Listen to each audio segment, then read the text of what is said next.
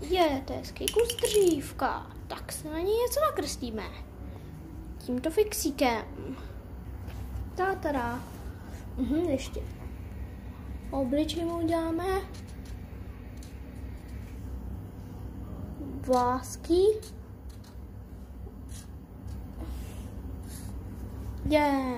To je můj nový kamarád. Jo. Kamaráde, jdeme si hrát?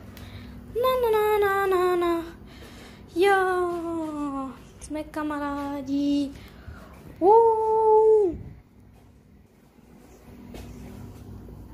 Jo, jak se máš? Dobře, už se mi motá hlava. Tak co? Hop. Ne, kamaráde. Ne.